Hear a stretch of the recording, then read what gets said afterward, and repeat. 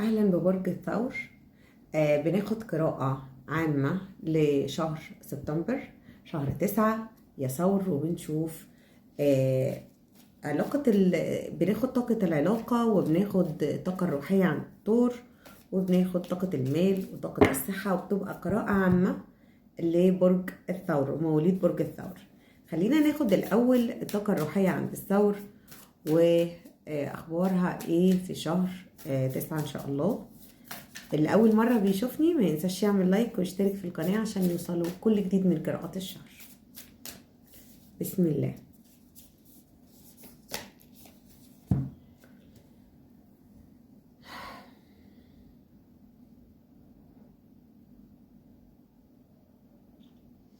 تحس ان الثور يعني في الفترة اللي جاية دي او في الفترة اللي احنا فيها واللي داخل عليها، ان هو عارفين اللي بيصدق احلامه، عارفين اللي بيحس ان هو حاجة تيجي تقول له كده ايه، امشي في الطريق ده، يمشي يلاقيه صح ان الطريق ده مناسب. تيجي له حلم يصحى يحكيه او يحلم بحاجة يصحى يلاقيها اتحققت. تحس كمان ان هو بقى يحس ان هو بيسمع عن موضوع ما بيسمعه لأول مرة، بيحس انه جايله الموضوع ده سمعه قبل كده، او بيشوف مشهد بيحس انه شافه قبل كده. روحانيات الطور عالية، اتصاله بالناس اللي حواليه عالي. تحس انه بيدعي دعاء وبيدعي عادي ويبص يلاقيه استجاب. تحس ان الطور فيه روحانيات معاه الفترة الجاية، وروحانياته بتعلى، الوعي بيعلى بيزيد، يبتدي يفهم نفسه اكتر، علاقاته اكتر، اتصاله بالله بيزيد اكتر. ففي بشرة حلوة قوي للطور، والروحانيات بتعلى معاك يا طور في الشهر اللي جاي ان شاء الله. يكون شهر جميل عليك، شهر ده شهر العذراء، ترابي وانت برج ترابي، وان شاء الله تكونوا يعني في افضل حال، تكون في افضل حال. طيب خلينا نقول كمان اخبار الطاقة ايه، طاقة العلاقة. ناخد اخبار طاقة العلاقة ايه هي طور. عارفين الطور فعلا عنده استجابة دعاء. كارت الطور، الكارت بتاع الشهر، ان نبشرك بانه قد اجيبت دعواتك. ان نبشرك بانه قد اجيبت دعواتك، يعني دعوتك اللي انت دعيتها استجابت، وعشان كده بقول لك روحانيتك عاليه واستبشر يا طور. خلينا نقول اخبار الشريك ايه والعلاقه. بناخد الطاقه العاطفيه عند الطور، الطاقه العاطفيه عند الطور وعند شريك الطور. اوكي، انا بشوف ان علاقة الطور كان فيها شد الفترة اللي فاتت قوي، او كان فيها بعض المشاكل، كان بيدافع عن نفسه في مشاكل، في حوارات، اتحط في حاجات كتير. تعرض لانفصال، او في منكم اللي تعرض للانفصال، وفي منكم اللي تعرض لامور يعني كان بيدافع عن نفسه فيها، بيقول انا يعني مش هسكت على اي حاجة تحصل لي. كمان ان الطور علاقته بيحب شريكه، في حب مش بيخلص من قلب الطور لشريكه مهما يحصل. في حب عشرة، حب مودة، حب حقيقي. هو بيشوف ان هو برضو توأم روحه او جزء منه. شايفة كمان ان الطور مشاعره تجاه الشريك فيها لوم، بيلوم نفسه انه عامل الشريك وحش، او انه زعل الشريك، او جه عليه، او يعني كان يتمنى لما يثور عليه او يتعصب عليه ما يعملوش بالطريقه دي، لانه جه عليه جامد. فالموضوع ده مسبب لطور ارق، ضيقه، وساعات يحس ان هو كان المفروض يعمل كده وعايز يعمل اكتر من كده، وساعات يلوم نفسه. يعني ما بين امرين كده، ما بين اللوم وما بين الحب، وطاقته شويه فيها توتر، او شويه فيها عدم ارتياح، او شويه فيها تضاد. ان هو كانت شويه يسمع نفسه يقول العلاقه كانت جميله وحلوه، ما كانش المفروض اعمل كده، زودتها شويه، لا كان المفروض اعمل اكتر من كده. عارفين فيها تضاد، لانه تعرض لمواقف كتير شدت اعصابه ووترته وخلته يطلع عن مش عن شعوره. لكن هو عنده هدف في العلاقه الطور، والهدف ده قرب يا طور. انا ببشرك بيه.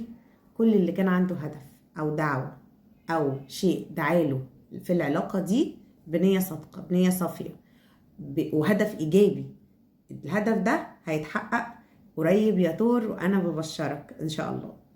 طيب خلينا نكمل تاني.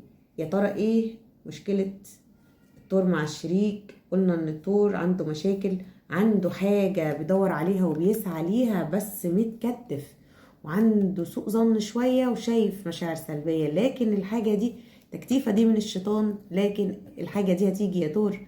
مطمئن، اللي بتسعى ليه هيحصل ان شاء الله بإذن الله الفترة القادمة، واستبشر. خلينا ناخد طاقة الشريك. الشريك بيبعد عنك لا، وبيقول انا هبعد عنه قبل ما يبعد عني. عنده مشكلة كده ان هو ايه، عايز يغير من حاله وعايز يتغير، عايز ايه كمان، عنده حنين للماضي مع الطور. الشريك لو كنتوا اتنين انفصلتوا ففي عنده حنين ليك جدا، ونفسه يقرب منك وبيفكر فيك، بس هو كان قلقان منك ومشي قبل ما مشي قبل ما انت تسيبه، سابك. كمان بشوف ان الشريك شوية في عزلة، شوية منعزل، شوية بيفكر كتير جدا، بيفكر وقاعد حاسة انه شخص بيمر باكتئاب. وكمان شايفة انه بيحافظ على قيمته جدا جدا جدا، عنده مشكلة في القيمة، يعني هو بيحافظ على القيمة بأقصى ما يملك. يعني بص، هيدافع عن قيمته بأقصى ما يملك. هي المشكلة كمان عند الطور ان هو اعطى بزيادة في العلاقة، ولما فكر يجيله زي ما ادى ما جالوش خالص زي ما اعطى، جاله رد فعل غريب. وجاله طبعا ممكن يكون علاقات تالتة، ممكن يكون تدخل من اشخاص، ممكن تكون توتر في العلاقة وسوء تعامل من الشريك، ولقى الدنيا مش زي ما كان فاكر خالص خالص، وعكست معاه. خلينا ناخد كمان طاقة المال يا جماعة. خلينا ناخد طاقة المال بسم الله عند الطور. الأول عايزة أقول شايفك إيه، شايف شريك الطور، شايف الطور إيه بسم الله. شايف الطور ماشي ببطء في الموضوع، شايف الطور مشغول بنفسه ومحافظ على نفسه ومحافظ على ذاته جدا، مهتم بالحاجات العملية أكتر. طيب خلينا أقول كمان طاقة المال عند الطور بسم الله. طاقة المال عند الطور. عند الطور هو فقد الشغف اليومين دول نفسيا وليس أكثر، يعني العلاقة مأثرة شوية على المال يا طور، لكن في عدالة مالية، في عدالة مالية يا طور. يعني في حاجة كنت بتستناها وهتيجي يا طور، في إجابة دعاء عن المال وهيجي يا طور. وعندك حاجتين هيجوا محمسينك جدا، محتار تختار من ايه فيهم، وعندك طاقة وعندك حماس وعندك عدالة، يعني عندك رزق، في عدالة، في توازن، في عارفين حاجة حلوة كده هتفرح الطور ان شاء الله. خلينا نقول كمان عايزين ناخد كارت للتواصل، الناس اللي منفصلة ومنتظرة يحصل تواصل الفترة الجاية من مواليد برج الثور. بناخد يا ترى في تواصل بسم الله، يا ترى في تواصل للمنفصلين هذه الفترة، في تواصل للمنفصلين هذه الفترة. يعني هقول ان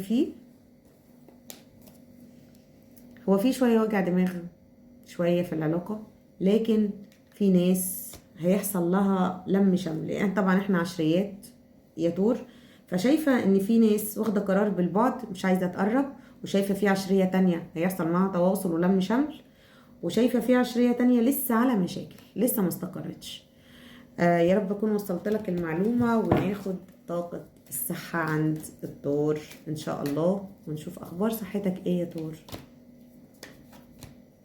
شايفة ان الصحة الحمد لله، اللي بعض منكم او صحة الطور هي دي في العموم فيها حلول، فيها قصدي ظهور صحة كويسة، صحة حلوة. يعني ان شاء الله صحتك هتكون بخير الفترة الجاية، وهتكون في احسن حال باذن الله. بس احذر من كلام ناس هتوجعك، احذر يا طور، في ناس هتضايقك وهتتدخل في حياتك وهتألمك وهتضايقك. انا خلصت القراءة، اللي محتاج قراءة خاصة يتواصل بالرقم اللي موجود في البايو، بعمل له قراءة خاصة بطاقتك باسمك بتاريخ ميلادك، بتكون مفصلة عنك وعن الشريك بتاعك وعن حياتك بشكل عام. اتمنى تكون القراءة فادتك. معاك هواية